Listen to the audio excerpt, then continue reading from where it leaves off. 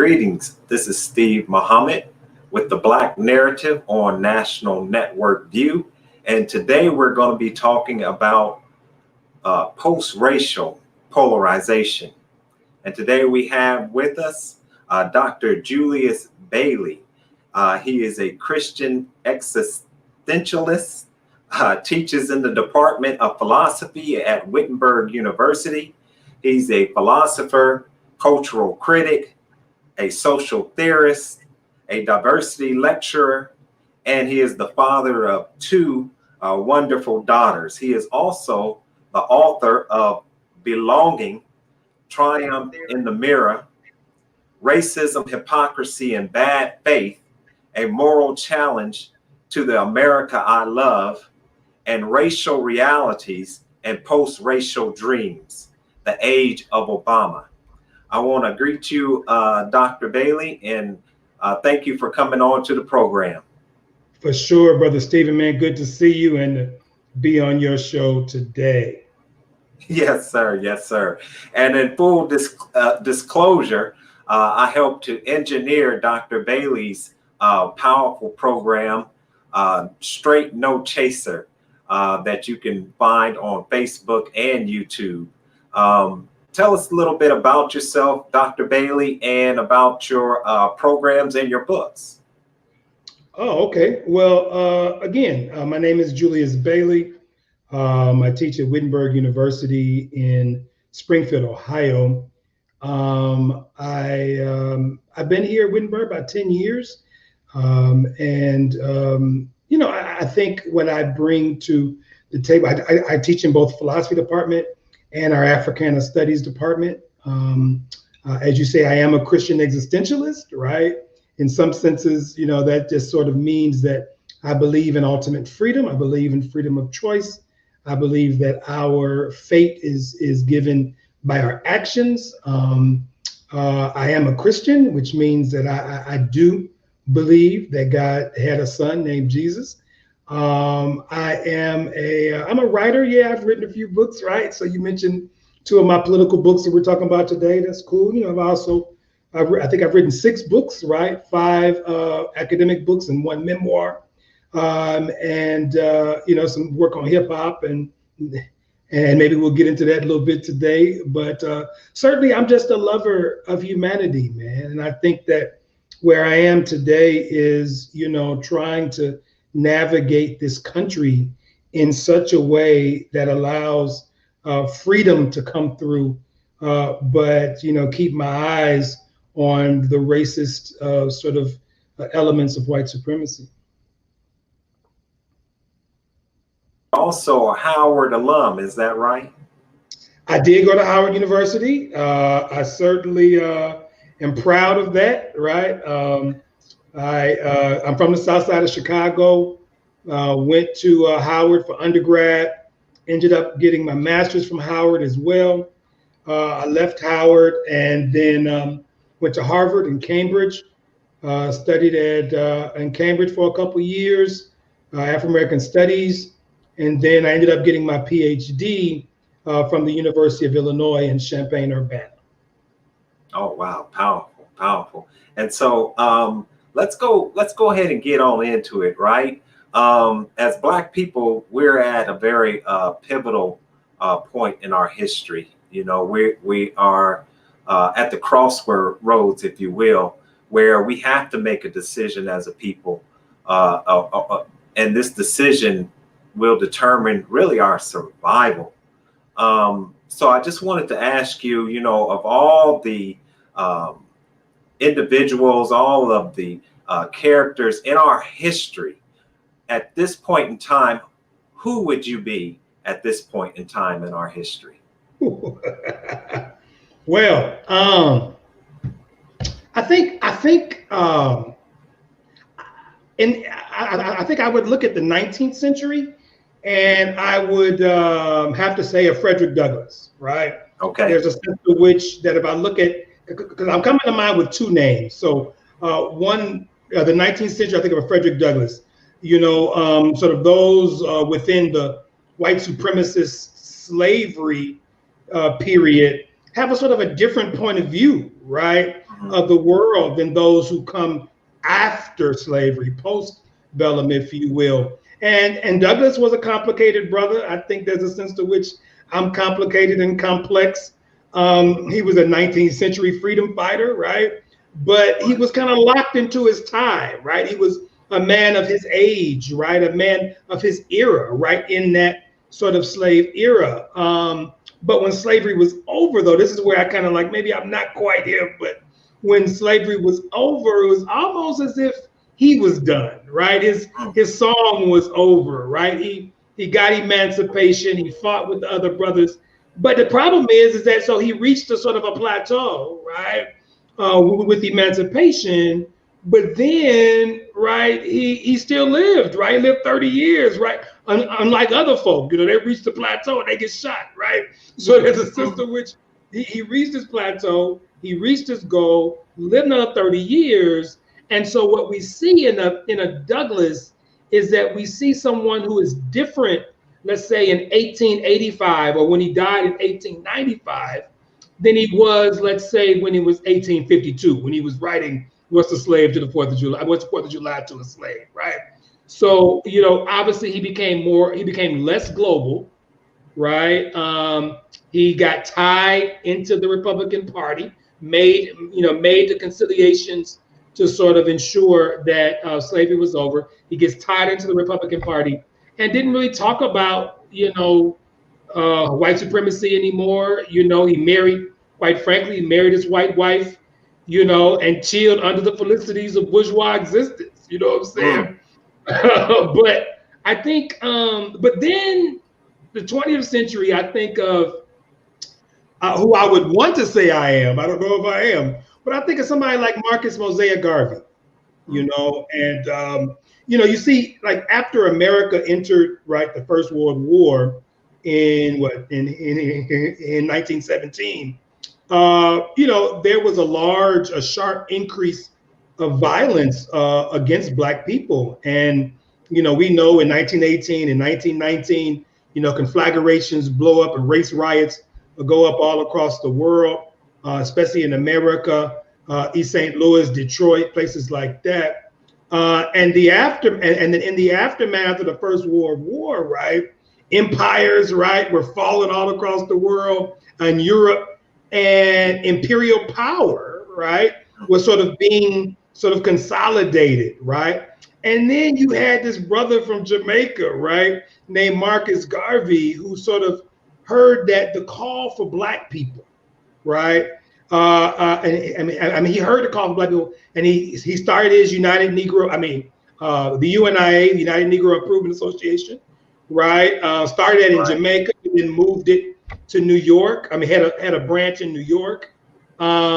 He made it clear, right, that where I get part of my motto from, that you have to love, that in order to love a people, you must lead a people, right?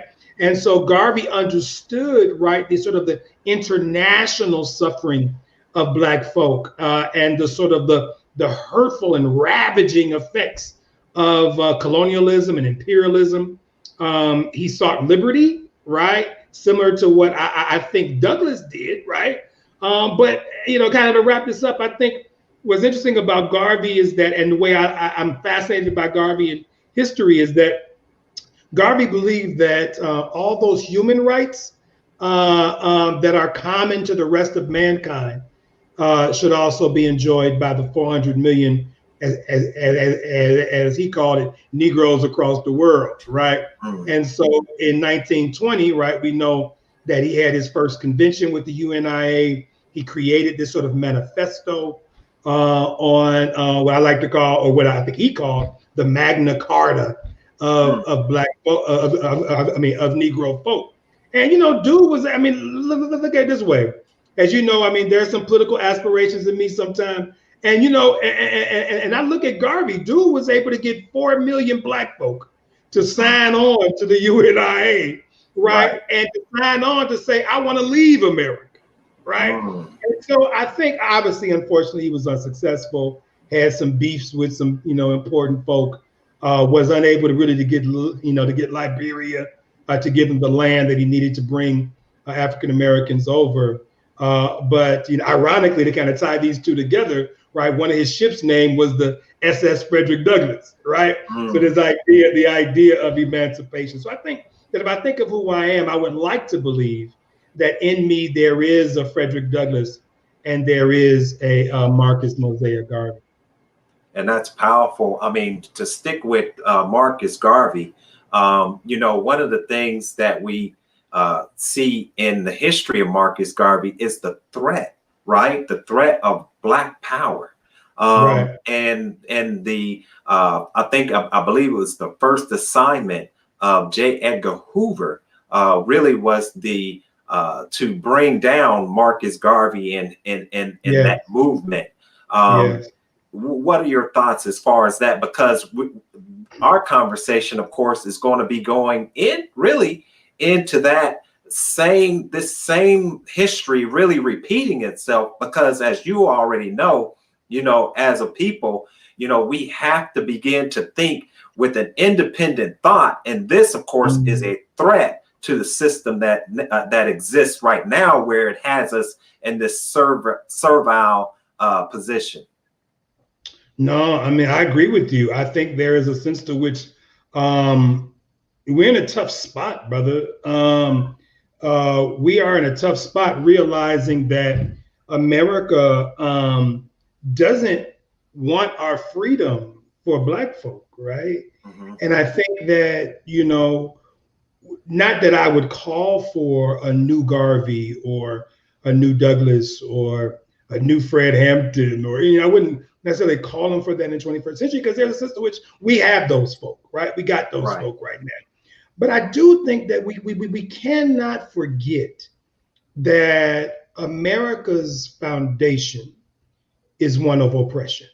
And America's sustenance, the way it keeps itself eating, the way it keeps itself surviving, has to do with the sort of this disparate relationship between not only races, but certainly classes of people, right? And so that's why there are those who are, not necessarily me, but there are those who have fundamental problems with capitalism, right? Because the nature of capitalism is such that you have this sort of disparate relationship between the haves, the have-a-littles, and the have-nots, right? And so I think, though, but we cannot forget, Brother Stephen, when it comes to the vicious legacy of white supremacy, when it comes to the ways in which every aspect of our human condition within this country, especially, but certainly the Western world, is sort of under the albatross of race, right? And so until we not just know that, right? I think we know that.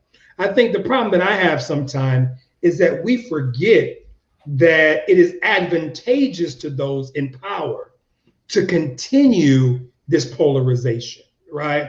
And so I'm just not sure. This is why I understand Garvey, right? Garvey says, look, in order to get out from under this, we got to get the hell up out of here, right? Because this system is too entrenched, excuse me, and too fundamentally rooted within racism and white supremacy to let it go, right? And that's why it's interesting at this very moment, you have Trump, right, signing executive orders against teaching critical race theory, which reminds people of this very thing, right? So he doesn't want people to be reminded of the vicious legacy of white supremacy and the ways in which white people are complicit within it, and the ways in which it affects every aspect of our institutional nature. Yeah, and one of the things we talked about was the founding fathers, right? And their theory, the theories of the founding fathers. But you would argue that the foundation of America is anti-Black, even as though they're putting this Constitution together while they have slaves, George Washington being one of the biggest slave owners, and being in that given that position because of his military ability to decimate the Native Americans. Right. No, I mean, you're right. And then you got somebody like a Trump who says, you know, how can I get on Mount Rushmore? Like, what the hell? You know what I'm saying? Like, but for him, it makes sense because he sees himself in the pantheon of those individuals who hate Black folks so much, while at the same time they identify a love of America in such a way that it's the love of riches, it's the love of supremacy, it's the love of power, right? And so how do you fix yourself in 2019, 2020 to say, I want to be on Mount Rushmore, while you realize that that very place in Wyoming was sort of eviscerated on the backs of Native Americans, right? I mean, you made a promise to them. You didn't keep your promise to them. Then you eviscerated them and built a monument to their oppressors, right? And so here, this is the kind of hypocrisy that America operates on historically, and the kind of nostalgia that many of the right, but it's not just the right, trust me, it ain't just the right, but many of the right wants to return to, in part because those of us who are constantly reminding them of the vicious legacy of white supremacy, constantly reminding them of the ways in which white privilege not just on a personal level, but on an institutional level affects every aspect of our life, reminds them that there's a reason why there's only been 3 elected Black governors in the history of America, and we've been doing this for what, 300 years? Like, what the hell is going on, right? Statewide elections, right? I mean, yeah, we had an Obama, right? And certainly we can talk about, you know, whether Obama, you know, how Obama fits within the sort of the pantheon of sort of Black freedom, right? But he was a Black man and is a Black man. Kamala Harris is a Black woman. We appreciate that. We valorize that. But at the same time, we recognize that what are the concessions that need to be made within Blackness to allow for them to even rise to a level of a position of power, as we've said before, Brother Stephen, not just quite the power themselves, but in the seat of power, where really everybody around you actually put you in that position. And now you need to operate within their confines, not on your own. Right, right. And, you know, the Honorable Minister Louis Farrakhan said, you know, politics without economics is like a symbol without substance. So here we are, you know, as you're saying, you know, we'll put our vote. And I think that can you go ahead? Can you talk about that? I mean, you were talking about the 70 million for Trump, 70 million for Biden. But we make up a fraction of that. And so they don't really need to cater to our needs at all. I mean, that you know, and here's where I get in trouble, right? Because certainly I understand identity politics, right? And certainly I realize that all voices need to be lifted. I realize that those who put in the work, who sort of get their hands dirty, beat the pavement, you know, get the signatures, get people out to vote, needs to be rewarded for their work. That's the nature of electoral politics, right? But again, I'm thinking of Garvey. I'm always thinking of Garvey, right? Because I'm thinking, you know, what is it profiting you, right, to put in this work, right? Realizing that you're still within a system that gives a damn about you, right? So there's a sense to which you are working and you are operating under the same system that would render you invisible if it wasn't for their need to use you. Right? So you become, and again, and I'm a Democratic blue. Don't get me wrong. I have my blue shirt on today, right? But just understand this, right? Joe Biden doesn't have to, like, this conversation around what Joe Biden owes Black people. Joe Biden don't owe Black people nothing, right? The question becomes, are Black people organized enough to put the kind of pressure upon Joe Biden, the same type of pressure that they put on Hoover to desegregate the military, the same type of pressure they put on Lincoln? Are we organized to put enough pressure upon the presidency where they must concede? But the reality is our numbers aren't big enough to verify that, right? 78 million people voted for Biden. 73 million people voted for Trump, right? At best, it's what, 14 million Black people in America. At best, it's 40 to 45% of us who are of voting age who are voting in America, right? And so I'm not a mathematician, I'm a philosopher. But if you look at 40% of 14 million, right? Then you're looking at somewhere around 6.5%, 6.5 million. And then you look at, okay, well, 85 to 90% of those 6.5 million voted for Biden. Then now you're talking about 5.5 million people. So you're saying, so of these 78 million votes, 5.5 million went to black people. I mean, came from black people. Now let's do that math. Why is it then that we believe so hard that they owe us anything, right? True. If we didn't vote, they probably not have won because of the way electoral politics operates. But the point is, he's beholden to the 73 other million people. Right. He got our 5. Yeah. He got whatever millions of the Hispanic vote, whatever millions of the other racial vote. But he got at least 70 million white folk, right? Who have a variety of interests that he has to meet. Not to mention he has to govern in a national way, an international way that moves him fundamentally to the center, right? So now in order to govern the same way we understand Obama, let's not forget Obama operated in the center. He was not a leftist president whatsoever, right? He's a centrist president. Why? Because 80 to 90% of his votes came from the center, right? So Garvey says, listen, what are we doing? If we have political power, the first thing we do is internationalize it so that those numbers can get bigger, right? Because 4 million voters, 5 million voters, 6 million voters ain't enough numbers, right? So Garvey, so Garvey teaches us what? We need to internationalize those numbers, right? Pan-Africanism, Black, universal African, solidarity.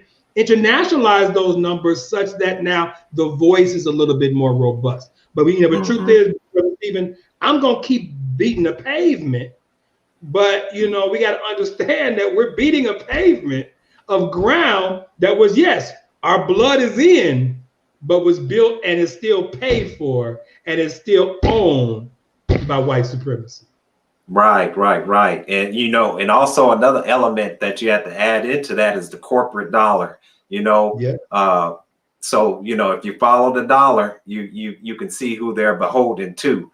So I wanted to ask you now about, since we do have the elections that took place, can you tell us what the difference is between being optimistic versus hopeful when it comes to the future of Black America? So, actually my last book, right? Racism, Hypocrisy, and Bad Faith. What I was trying to do was come to grips with the old Bee Gees question, right? How deep is your love, right? And I wanted to sort of recognizing the sort of the constant hell that the ontology, the being of Blackness creates and faces in the world. And what does it mean to love in a nation that is so fundamentally broken, right? And so there's a sense to which my love story with America, my country, 'tis of thee, all that kind of stuff, right? My love songs and my love story to America, almost to the Black folk, becomes a blues narrative, right?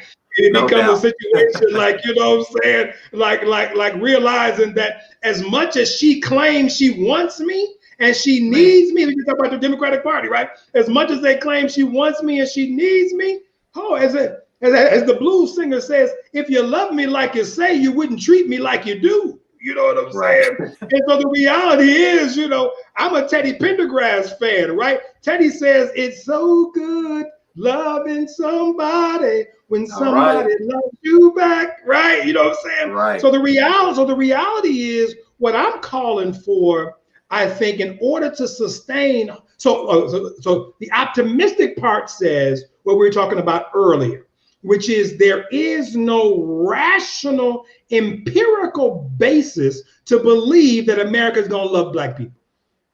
Right. It's going to allow Black people equal access to, as you said earlier, a Uber economy. Now we're going to have some have a littles, no question. And we have entrepreneurship spirit, all that stuff going on. We're going to have some millionaires and all that kind of stuff, right? We're going to have that, and God bless them, right? But the reality is though I'm not optimistic that we will ever, and I say ever, because ever for me is my lifetime, right? Mm-hmm. But I have a 13-year-old in the other room, and I'm not sure in her lifetime we will stop having conversations like we're having right now, Brother Stephen, about, whoa, the racism in America, right? Mm-hmm. I mean, so I think what I call for is hope. Part of it is locked into, the Christian spirit, quite frankly.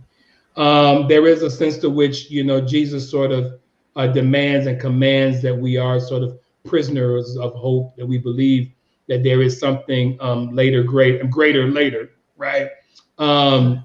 And so I think, what I call for politically and what I call for in my communal activities and things like that is sort of a solidarity, right? A sort of coalition building of folk willing to grapple at the ideological level and at the street level with issues of poverty and race and the American, lie, right? That literally is tearing down monuments every day in America, right? And so if we think about Brother Floyd's lynching or all the lynching that took place this summer, right? We have to tap into multiracial coalitions, right? And so my challenge, my hopeful challenge, if you will, not optimistic, I wouldn't bet on it, right? But my hopeful challenge is sort of how broad can this battlefield be? How broad can we, how many people are going to join the conversation? The same way, back to the opening conversation, the same way that Frederick Douglass was able to bring in coalitions of white folk who certainly hated slavery as well. And so I'm trying to show at a certain level, and I'll kind of wrap this up, I'm trying to show that our American lies are killing democratic energies. And in some ways, it is creating within many folk, and we see them on the street, we see them going on, a sort of a neo frustration and anger. And now that anger obviously is not new, but is new to this time, right?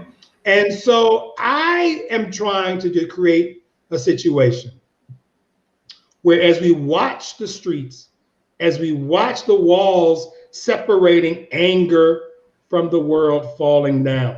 So now the world sees the anger clear, right? We have to think, we have to pray, we have to opine openly. We have to hurt honestly. And I think we have to ensure that we raise the weak up against the strong. And I think that if, my hope is that if the reality is that if America refuses to discuss race and all the manifold effects in a meaningful way, then more uprisings are going to break out. More cities will burn, highways interrupted, and another 30, 40 years from now, so somebody else named Stephen is going to be having a conversation with somebody else named Julius about what we didn't learn from 2020. Right. And the thing about it is that we're looking at a situation that's a little different from yesterday, where you have these military weapons that can decimate people, totally destroy people, as we know from the history of Black Wall Street. That was the first time in history that they dropped bombs on an American city. So, in the situation that we're in right now as Black people, we literally can't breathe. It's not just a knee on our neck. It's the whole system. It's like a freshwater fish and a saltwater fish, right? And it's like the freshwater fish being put in salt water. This is not an environment in which we can live. So I'm asking you that to talk about, the third rail, if you will, for both Black and white people. And that is full and complete separation, right? Something that we have to really begin to look at, since we are, as a people, like water and oil. What would you say to that full and complete separation? And I want to say that we're not talking about hate at this point in time. We're literally talking about survival as a people. Well, and like you disclosed earlier, that you produced my show, and Eddie Glaude was on, right? And Professor Eddie has a book, and he talks about the value gap, right? Mm-hmm. And he says in his book about the value gap, he says the one the one vicious legacy of white supremacy has all to do with the ways in which the devaluing of Black lives has been in such a way that not only do whites who uphold white supremacy benefit from it, but Blacks who also devalue Black lives benefit from it, right? And so there's a sense to which our uplift is often hemorrhaged by our inability to value one another, right? And so the reason I started there is because any conversation around separatism, right, politically, has to deal with with the conversation around how much do we value Blackness in such a way that we believe that it is in the best interest of Black folk to separate.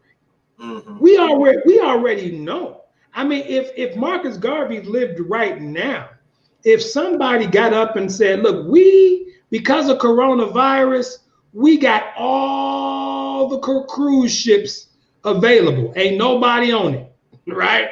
So Black folk, we can, if we want to take 10, 12 million of us, get on these cruise ships and go somewhere, we can go. Brother Stephen, I'm not sure you'll fill up 3 cruise ships, right? I'm just not sure, right? I'm not sure. And part of that has to do is because we already see within Black communities a distrust, right?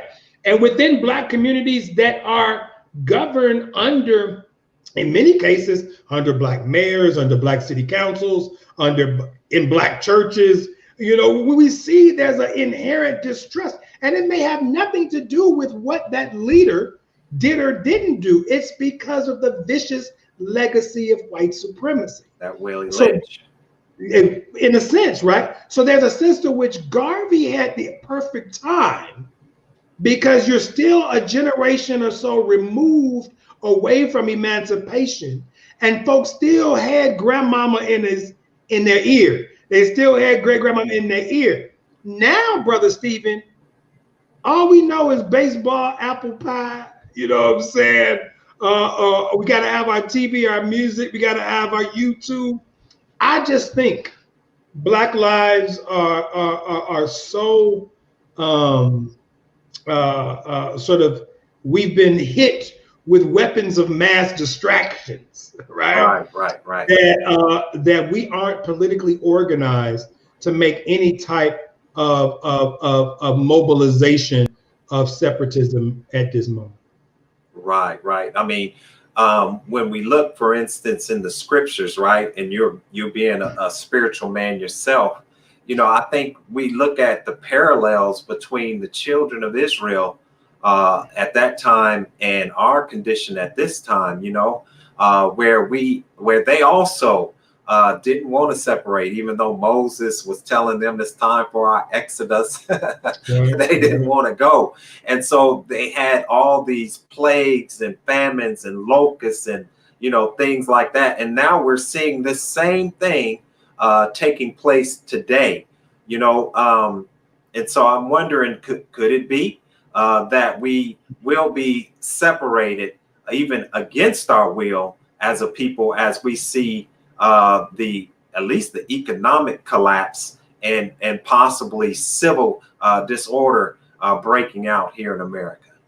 Yeah, I mean, I just, I don't. That's a tough question, man, and a tough question to answer in a short time. But I would say that the spiritual part of me, I mean, call me a pessimist, I don't believe we trust God enough to make a move like that. Right? I don't believe it. I don't believe it. You can't. I would be willing to bet, again, back to the Garvey piece, I would be willing to bet that more Black ministers would argue against a new Garvey meeting in Florida, meeting in Dallas, meeting in Mississippi to get on these buses to get the hell out of America. I'd be willing to bet that many of those prominent voices against immigration with the E out of America might come within the body of ministry. I don't think we trust God enough. And I think the ways in which many of us come to, and this is one of the problems of Christianity, right? One of the ways many of us in Christianity comes into it is, quite frankly, in this sense of the sullenness and brokenness, right? And this is just our lot, right? This is just what we're supposed to experience, right? And so the idea of fullness, the idea of happiness in a land of milk and honey on earth, right? That may exist in the New Jerusalem. We trying to create that on the South Side. We trying to create, you know what I'm saying? When we don't own nothing on the South Side. And we don't own nothing on the West Side. But yet we trying to fight for, we need more business. We need a Black Wall Street on the West Side of Dayton. No question. We love Black businesses. We want to support Black businesses. We want to keep those things alive. Shout out to the the marketplace and the folks doing stuff like that in Dayton, the entrepreneurs marketplace. But the reality is that we don't own these streets, right? We don't own these lights. We don't own the water. We don't own the utilities. We don't own the government that gives us the licensing for stuff. So what does it really mean, right, for Black self-sufficiency within a racist America? I believe it exists. And I believe that when it comes to leaving, I think that, again, I just don't believe that we have enough faith, one. And two, I believe that we're so American now that unless you're going to say we all going to Georgia, right? Now, 14 million folk, we going to Georgia, all the white folk leave, Georgia is a Black state and we annex the state. Now we talking about something, right? But Black folk ain't leaving. We ain't leaving this country. Right. We ain't leaving. Right. No. And you make up a good point. I know that the Honorable Minister Louis Farrakhan was talking about at least, I believe, 8 to 9 states. And that's what we're talking about when we talk about a full and complete separation, because you make up a good point. I mean, number one, many of us are not going to return to Africa. And then there's another point, is that our ancestors fought, bled, and died, to make America what it is today. But let's go and look at, as you're saying, our power as a people. Now, I interviewed Mr. Matthew Portis, right? He's the founder and president of Soul Green. And he pointed out that we have more Black millionaires and several Black billionaires like Oprah Winfrey, Tyler Perry, Jay-Z, and Michael Jordan, just to name a few, right? But there are over 600 billionaires in the United States that are non-white. And so I wanted to read just a little bit from a lecture from the Honorable Minister Louis Farrakhan, right? Or point out this. It says that in 1985, Jewish distributors, and many people may not even know this history, Jewish distributors of cosmetic products blocked Minister Farrakhan and the Nation of Islam Power people organized and working for economic rebirth, urban renewal initiative, by threatening to boycott the manufacturers contributing to his enterprise. And some of those manufacturers were Johnson Products, M&M Products, Comer, Cantrell, and Proline. It says even the late Muammar Gaddafi, the great Libyan revolutionary, was assassinated by the United States government. Many believe that was because of his advocacy for a united Africa and for establishing an African currency, that he loaned the Honorable Minister Louis Farrakhan and the Nation of Islam $5 million, interest-free. That was put into black banks, and those black banks were later pressured by those same sources and governmental sources to take that money out of their banks. So I guess the question is, like you're saying, even our wealth as a people is nothing compared to the immense power that our oppressors have over us, as far as our being able to establish anything under their control. I mean, you said it. I mean, I like I say is right. Amen, right? But the first thing I think about, right, is the ways in which, and is, obviously many of us still are collecting checks, man. You know what I'm saying? And so many of the people you mentioned, outside of Oprah, outside of Tyler, but most of these folks still collecting checks, right? And so the reality is that we still have to separate, right, income from wealth, right? And at what point is your money making money for you, and you can sleep and do whatever you want to do, right? And so when I think of the entertainers you mentioned, so I'm sorry, the point I was going to make was, so all of your business millionaires and billionaires, right?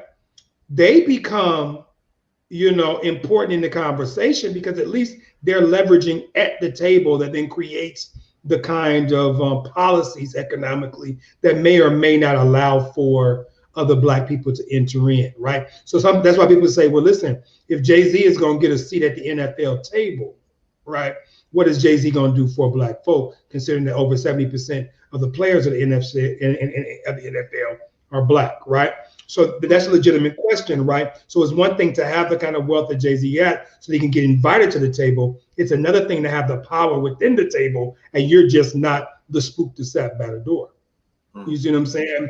And the reality is, brother, especially when it comes to entertainment, I mean, media, man, Right. even though the internet is not as beholden, even though it kind of is, but it's not as beholden to TV, film, and radio.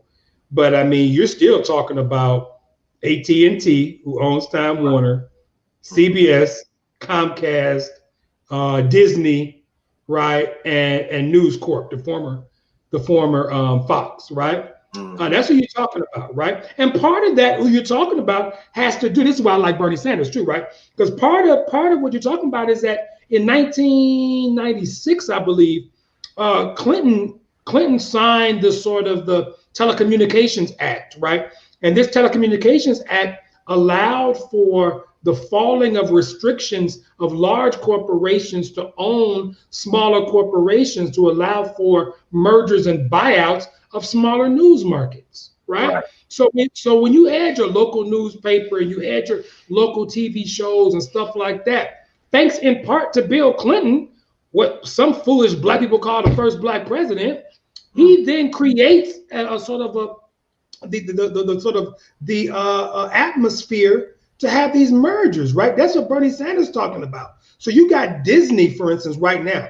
Disney ain't fighting with nobody but Netflix, right? That's who they fighting with. They ain't worried about nobody else. Why? Because Disney owns almost everything you watch, right? They own everything. This Disney Plus through COVID has made them rich. You see what I'm saying? And then you throw in the fact that they got ESPN and everything else that Disney owns, right? So Disney ain't worried about nothing. Netflix obviously ain't worried about nothing. Viacom and CBS ain't worried. They losing some advertising money, but everybody who wants to do anything, Brother Stephen, has to go through them. Right? You got to go through them. So even when you talk about a Tyler Perry or Oprah Winfrey, God bless them. God bless Black studios, right? And that is fundamentally important. And Tyler Perry's story about owning a Black studio on former slave ground is a powerful story. Right. But Tyler Perry, once he's hired all the writers, all the directors, all the actors, God bless them. Ain't nobody else doing it. Thank you, Tyler Perry, for doing it. Right. But at the end of the day, what does he have to do? He got to call up Lionsgate. He got to call up Paramount. He got to call up, he ain't calling up Disney, but he got to call up those people and say, listen, can you grab this film and distribute it for me around the world? We don't own distribution, brother. You know what I'm saying? We don't own distribution. And that's also in your music. All these hip hop millionaires, God bless them, have got their labels. Beyonce got her whole company. God bless you. But you are tied into Columbia Music, Beyonce. That's a Sony corporation. That's a part of a corporate entity, Beyonce. I'm not mad at you, God bless her. But we have to understand that, as you said earlier, there are systems above what we're looking at, right? And so those systems ain't giving up that power to Black people, no matter what you say. Right. That's right. And so this is just like a real conversation, right? It's a real conversation looking at our mindset as a people, because as you were saying, that's, you know, I think the younger people will gravitate more towards looking towards separation. However, I think that, like you're saying, you know, at this point in time, you know, our mindset, our mentality has to be changed, and we're going to get into how that can take place, right? So one of the things that you're talking about, like with Byron Allen, right, and his fight with Comcast, this is just another example of how, you know, their foot is continually on our neck, and our word, our narrative, right? It can't even get out there, because if we come with our narrative strong, then these social media algorithms and artificial intelligence, which are programmed to be racist, shut us down. Yeah. And so let me ask you, as we go into this, let's talk about one of your favorite subjects, and that is the influence of hip hop, right? As we begin to close this out, the Honorable Minister Louis Farrakhan talks about a cultural revolution and how the rappers have more influence than Black preachers. And I'll quote him. He said that we are being, and he's talking to the rappers, right? He says, we are being used as instruments of the death and demoralization of our people. You said it earlier, and he's talking to our brother Sway in the morning. He said, you said it earlier, our rap artists are more powerful than any preacher. One rap song can turn more people's minds than 100 sermons of some of the great preachers. That the influence that our young people have, and it's not limited to America, it's all over the world. As you write about hip hop, what are your thoughts about the influence of rap artists? Well, it's an interesting relationship that you made between hip hop or rappers and ministers, right? One of my mentees, who's you might remember from the show, Delitzo Rui, he reminds me that one of the first times he met me, I was giving a lecture, and he asked a question about, is there a difference between a pimp and a preacher, right? And he reminded me of how I answered that question. And again, remember, I'm a son, I'm a grandson, I'm tied heavily into the Christian church, and so I guess I want to begin here, brother, real quick. So I'm thinking as I talk. So I think ministers and rappers begin at the same moment. Albert Camus, who is a French philosopher and literature writer, says, one day the why, W-H-Y, one day the why arises. And I think for the minister and the rapper, one day the why arised in their life. They looked into that mirror as Lil Wayne and Bruno Mars talks about. And like Jadakiss says, they asked why. Mm-hmm. And I think the role of the minister is to realize that we cannot answer why alone.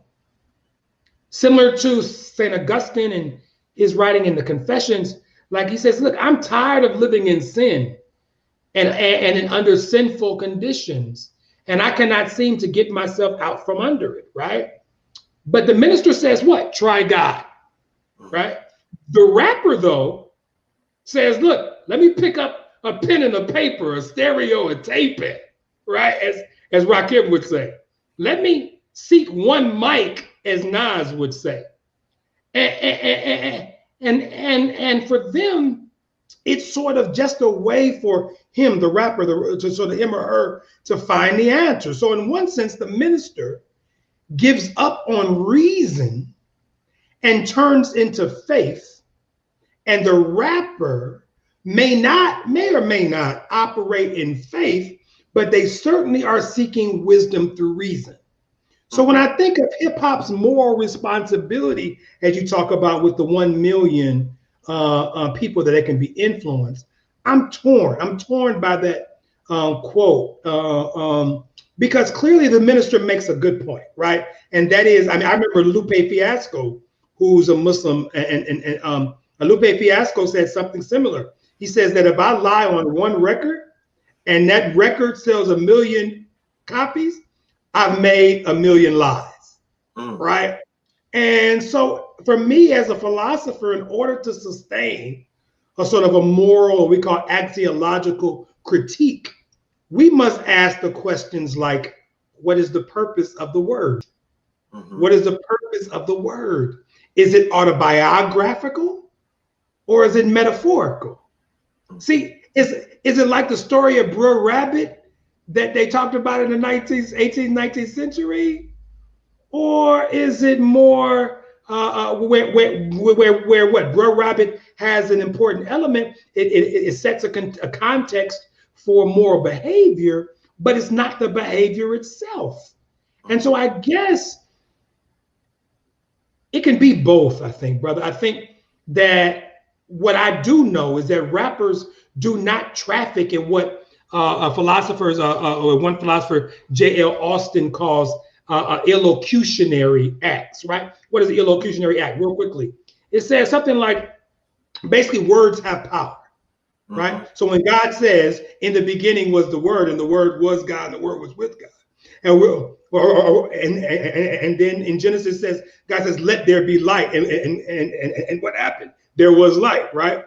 That's illocutionary, right? So words have power. So when a police officer says to me, Julius, you are under arrest, no matter what else he does, he can cuff me. He might not cuff me at the time. He can put me against a vehicle. He may not put me against a vehicle at the time. He can toss me at the ground. But the very words, Julius, you are under arrest, employs the power of his position, right?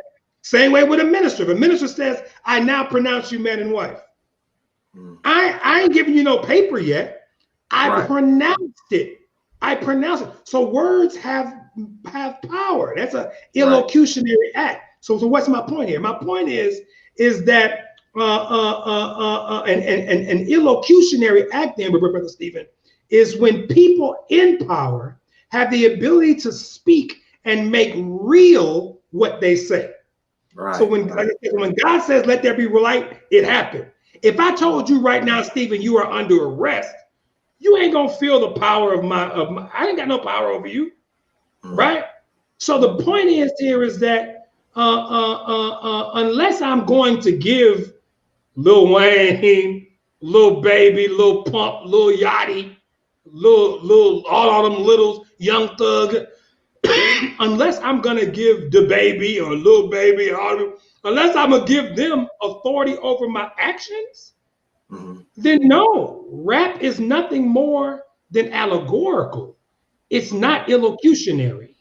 And so that's just me. Now you asked me, right? So I don't believe rap has that power unless we allow for the Migos or we allow for Pop Smoke to have the power over us, right? Okay. We can separate the word as truth from the word as story. And if we decide to operate in the story, it ain't Pop Smoke's fault. It ain't young Lil Yachty's fault. It ain't Yo Gotti's fault. We had a choice to operate in that sense. They don't have illocutionary power like God does. They don't have illocutionary power like even the police officer does. We make choices. Right. Now, I would want to look at, for instance, the civil rights movement, right, and the assassination of Black leaders in the late 60s, and then you have this vacuum, and then in that vacuum you have this enemy bringing in these Black exploitation movies, right, glorifying pimping, glorifying drug dealing. Then you have this repeat of this same history with the 90s, I believe, with Public Enemy and Tribe Called Quest and other conscious, what you would call conscious rappers, right? And then we read, and there was an anonymous a conspiracy theory, if you will, if you want to call it that, in the 1990s, where they said 1991, where it said a group of music business bigwigs gathered in outside LA, and they met with those in the prison industrial complex. And this is how you begin to have this shift from this conscious rap into this thug life, if you will, or this rap that, of course, is talking about capping your brother, or, you know, bands and all these type of things, right? So definitely rap has an influence. The problem is that it's not being controlled by us, as you were saying, with the distribution, and those who want to make money, they can sell themselves out, if you will, to make that money by rapping certain lyrics. What is your thoughts on that? I mean, that's a whole nother show, man. But I would say though, in some with that, and then maybe I could tie it up to what I'm thinking, what it leads me to. What I am thinking though is that there is something to be said about the ways in which we either contribute to or we separate from the niggerization of our people, right? And so I think that I personally, right, I've had debates with Chief Keef in Chicago, for instance. I said, listen, you can't tell me that all day, every day, all you think about is shooting people, right? That's not the case, right? You have other things in life that you deal with, right? So why can't your music reflect the totality of your human existence, right? People don't want to hear that. They want to hear the real. Well, the real is I got to pay bills. The real is I got to go to the store. The real is I got to talk to my mom. I got to go see my grandmama. There's other reals too, right? Other than I got to cap the dude from 64th Street or 63rd Street because I'm from 64th Street, kind of stuff, right? So I think, and that's why I believe somebody like, you know, a brother Malcolm is important, right? Because, you know, brother Malcolm made Black men unafraid to be standing strong, proud Black men, right? He engaged himself in an emancipation from, not, as you say, a valorization of messed up conditions, right?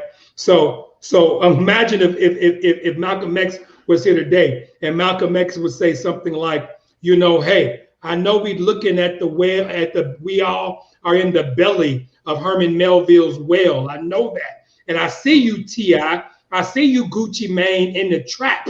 I see you.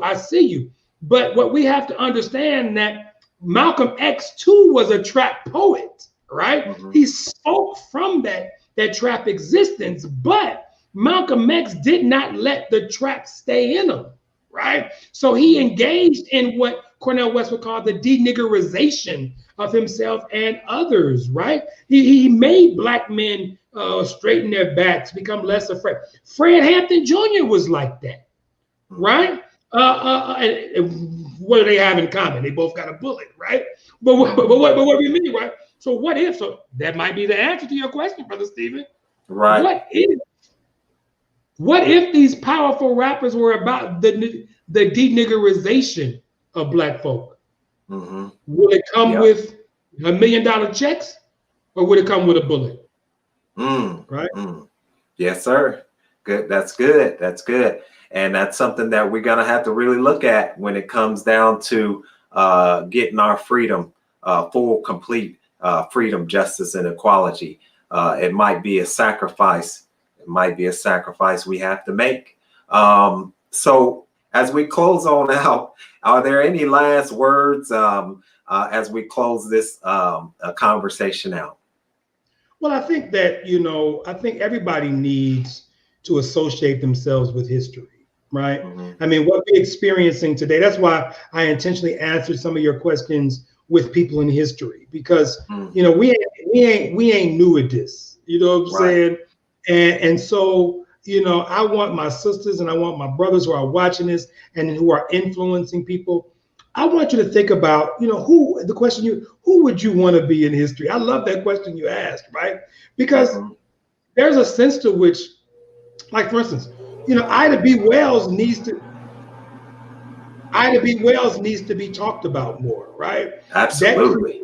That courageous sister, right? She was more militant than Du Bois, more militant than Washington, Mary Church Terrell, any of them, right? She faced vigilante-style terrorism, right, while holding on to love for black folk, right?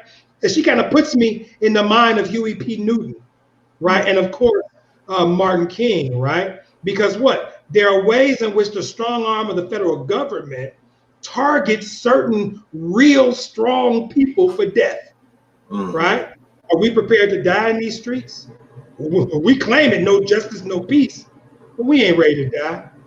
We ain't prepared to die. I'm not saying you should. You won't get that out of me, right? But what I'm saying is, in closing, is that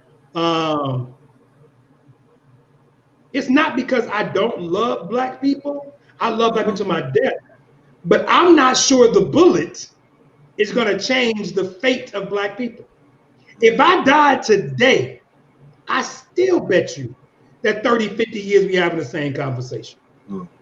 Right? So then the question becomes is, all I can do then is reduce my boil, as Du Bois says, to a simmer. I lean on the humanity of hope of the human condition, right? The prayer that God's angels and God's prophets and will enter the hearts of people. And I know that may sound a bit soft and not hard enough for some, maybe even foolhardy. But what's the option? A revolution? Black folk, Brother Stephen, I don't know. Black folk, I know they ain't revolutionaries, man. Black folk worldwide might be pushed in that sense, but when the bullets and bombs start dropping, most of us gonna be in church somewhere. And the truth is that that's why the Proud Boys and Trump and all them can do what the hell they want to do, because they know what black folk gonna do about it. What you gonna do? Right? The stakes are too high. I think the stakes are too high, Brother Stephen, and the rewards, I'm not sure. In America, anyway, I'm not sure is attainable. Right. And so, I mean, that's real talk. Like I said, we got some real conversation, and like I said in the very beginning, we're at that crossroads as a people, where we're going to have to decide, freedom or death.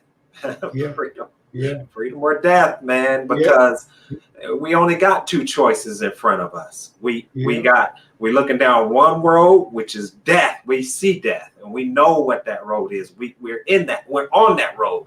Or we can take this other road and it may be the unknown. However, as they always say, we can't lose nothing but our chains. So with that, brother Dr. Julius, I want to thank you for coming on to the program. and we'll go ahead and just close this on out. And thank you, so, sir. Sorry. Thank you, beloved. All right. And so I want to thank all of you for tuning in and watching this, a very real conversation. And, you know, next week, we're going to continue this conversation with Sister Lorraine Muhammad, who is the author of a powerful book where we'll be talking about is separation the answer. And so with that, I want to thank you for tuning in to NNV News. Please share your thoughts with us in the comment section below. Follow us on social media at NNV News, and please subscribe to our YouTube channel, National Network View. This is Steve Muhammad with nnvnews.com. Be a part of the force that powers truth in journalism. Your support helps to combat false media. Cash App NNV News. Let's have a discussion. People have questions. They would like answers. Let's talk about the issues. Confront the things that may be difficult to address. The Black narrative.